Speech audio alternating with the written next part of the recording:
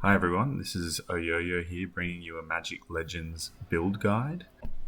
This guide is for a blue-black quick draw dot deck. This build can be used in many colours. However, the one we'll be going through today is for blue and black. This guide will aim to teach you the mechanics of the build so you can adapt it to the cards and items that you have. The beauty of this build is that you can spam one button and put more focus on movement and the other keys, and we'll have 3 creatures on the bench while just spamming the one button. With this build, as you can see in the footage being shown on screen, you can complete all the content, and in Mana Rig you can get upwards of 6,000 in Master. You can see by the end of this run, I still have 7 cards banked up on the draw stack.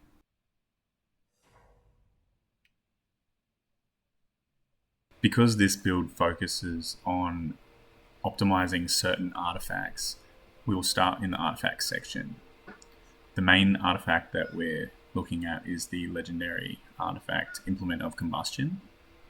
And this artifact does 2 things. One is for every tick of damage, magic damage on the enemy, you will gain another 10,000 damage dot.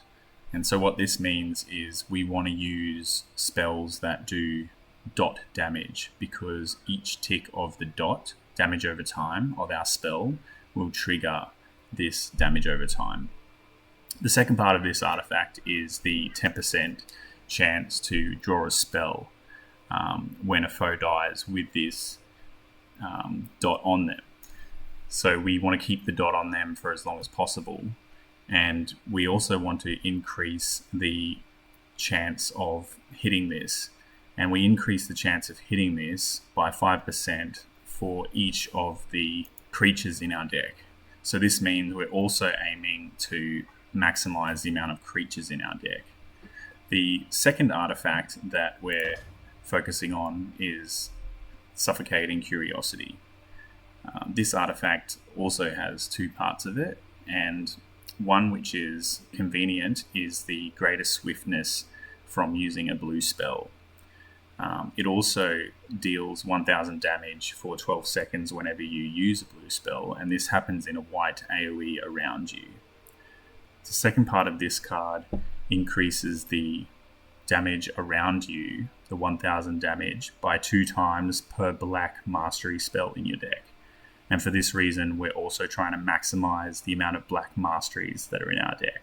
This Implement of Combustion artifact is a random world drop, so you should just pick it up over your travels. But Suffering Curiosity is a paid loot drop, and you need to spend about $100 in the opening packs, and that will generate you a special currency which you can then use to buy this artifact. So many people may not actually have this artifact, and the build still works without it, and I will touch on how to run it without this artifact as well, but this artifact is very good. If you don't have Suffering Curiosity, there's not a lot of artifacts that are good in this slot, which is part of the reason why I actually paid for it. But you can just use anything else. There's mediocre ones in here, maybe Winter Orb, and maybe this one here, you gain lesser resistance, but in general, they're all pretty garbage. The other artifacts we have is Cursed Idol. This one is really good on any caster build as well, and essentially it grants, every time you cast a spell, the enemy gets cursed with greater vulnerability. I'm trying to maximize our spell damage with black and blue, and so here we've got black Master's Mana Sorcery and blue Mana Sorcery. This one we have Chromatic Mana Sorcery, which this one will give us a total of 200, 100 on blue and 100 on black. Here we get black Mana Sorcery, and here we get Chromatic and also blue. So this one will give us a total of 350 total sorcery damage. The other thing we're looking at is Spark Recharge. So we've got Spark Recharge on this one, and also the main artifact. and this will help us generate mana. The next thing we will focus on is the deck itself, where there's another mechanic that we need to talk about in detail to how we build our deck. To start with this, we have the 3 big cards here. These are just placeholders essentially and sit on the bench, so you don't need to worry about them coming into your hand. You can get them out if you want to use them if you're in, say, a longer mission, but in general, I just leave them on the bench. That leaves 1 slot open, which will automatically randomly cycle through all the other cards that you have. And because of this reason, we choose them very specifically. The main card is the Tough Cadence. It's important because every time you use a card of a different type, it will refresh or refill that slot. So if you constantly swap between using cards of different types, you will never run out of card draw. Now, because we're putting it in a random pool, to maximize this card, we want to have an even spread of every type of card, which means we have the most chance of triggering this at random. However, because we gain benefits from using creature spells, we generally want to put in more creatures over enchants, especially if the enchants don't help us. So in our case, we're trying to maximize this by putting in equal number of sorceries to the combined amount of enchants and creatures. Because there's an uneven spread of cards that we have, we end up having 5 sorceries and then 4 enchants and creatures. This is enough for continuous card pool. However, you could, if you wanted more, throw in another enchant probably on this slot here. So because we need creatures, we're stacking the empty slots with creatures, and we're taking as many other creatures that can give us any benefit at all, or the lowest mana cost. This card here, Muse Drake, is quite good because every time you summon it, you pull another card, and if you trigger this ability when you pull this card, you will replace the card and gain an extra one.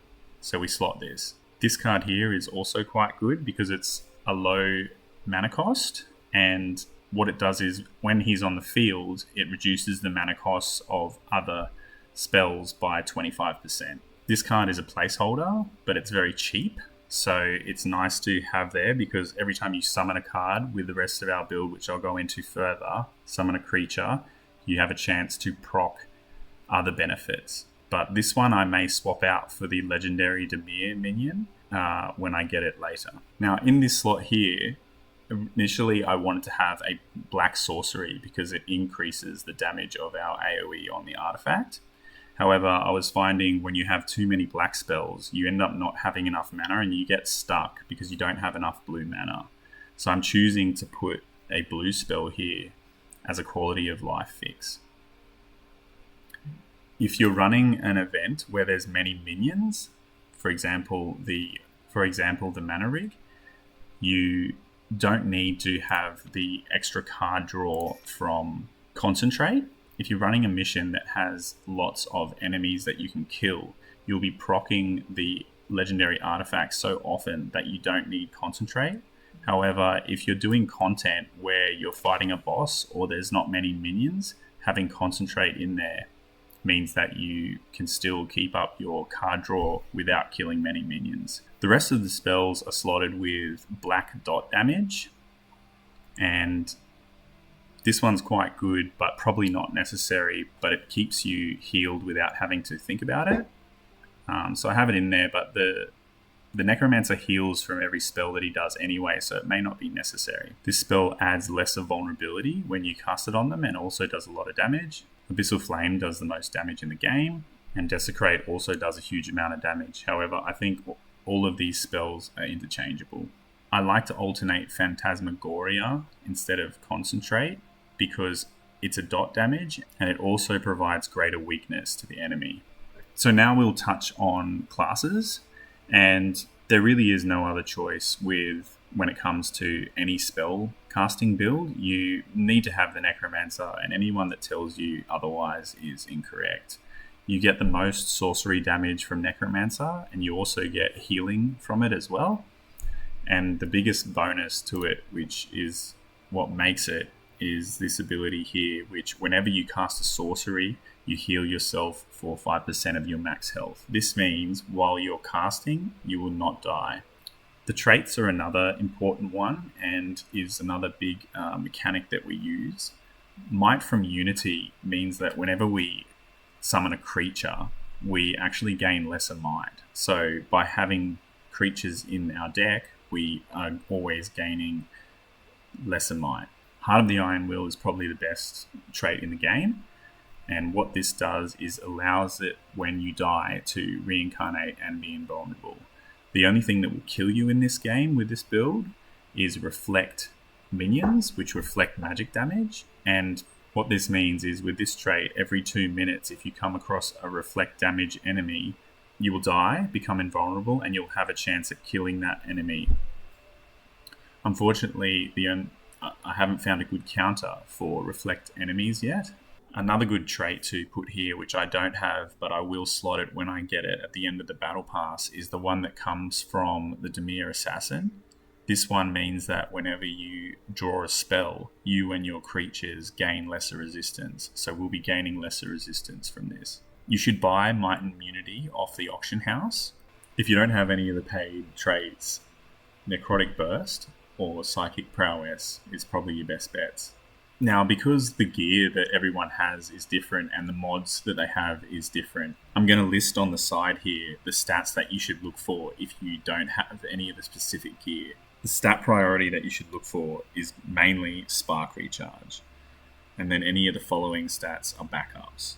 These include Health Proficiency, Soul Steel Proficiency, Regen Proficiency, and then Utility Proficiency or Recharge. The main item that everyone probably has and is required for this build is the chess piece. And this gives you, when you have a full spell hand, which is all the time, you gain lesser mana regeneration for 5 seconds. If you get lucky, this piece also can have, every time you kill a champion or elite, you can get black mana sorcery for 10 seconds. So I'll be upgrading to that when I find it. The next really good item that's required is this amulet here. And this means that every time you cast Spell Surge, and for us it's all the time, you gain greater might. So we'll be having greater might from this and lesser might from our trait. The other really good item, but is not necessary, is this item here, which is whenever you drop below 50% health, there's a 46 or 50% chance to cast a copy of Judgment. Now, Judgment will heal you and also damage the enemies around you. This is particularly good because if you get hit by reflect damage and you're standing near them, this Judgment proc will probably be enough to finish them off so that when you come back, they're no longer there to harass you. In this slot, I'm focusing on Spark Recharge. However, if I get enough Spark Recharge on this other amulet, on the Amulet of Nightmares, I'll probably swap to this because when you're on full mana, you gain black mana debuff rating. With the gloves, there are not a lot of good options here, but I'm just using this because it has Spark Recharge. The head, there's quite a few options here that you can choose from. However, I don't have any of the mods unlocked that I need, and so I'm running this just for Spark Recharge. But a few notable mentions are the Helm of Undying Fury, which can get double set of Spark Recharge, the Scavenger's Headpiece, which can get additional card draw. Nemesis Mask I actually really want to try out as a counter for reflect damage, because every time you activate Mana Surge, you get 40%, possibly up to 100% reflect as well. So I'm hoping that this will actually counter reflect damage units. Adjudicator's Diadem also could be quite good because we're constantly healing. We would be getting stacks of Spark Recharge. So the way I play this build is, as you can see now, I've got the 3 big cards which I generally won't pull on the outside, and I'll just spam the bottom one. It takes a little minute to build up because you have to hit the right cards. but once it gets going, you do good. Now you can, if you want, you can summon these big cards like once when you enter the mat. However, I don't usually summon them.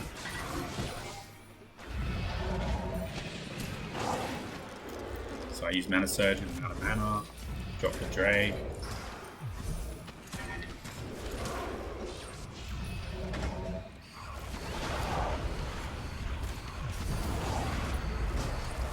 And I keep trying to run and stand on enemies so that my AoE can kill them. I like playing on controller because it kind of auto-aims, but as you saw just there, it missed and targeted one of the rocks.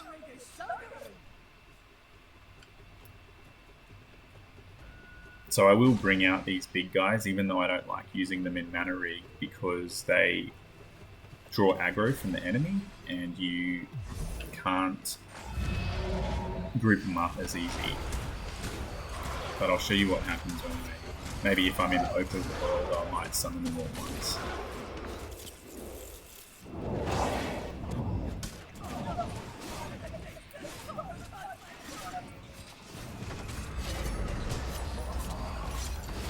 So they've all been summoned once. Now I just cycle through relatively slowly until I get them back there, and then I start the one button bashing.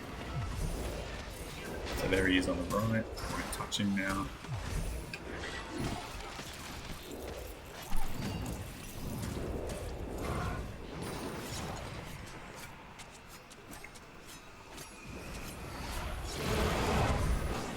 One on the left and one on the bottom. So now I can just start spamming and hitting Mana Surge and my other abilities. Just focusing on where I'm at.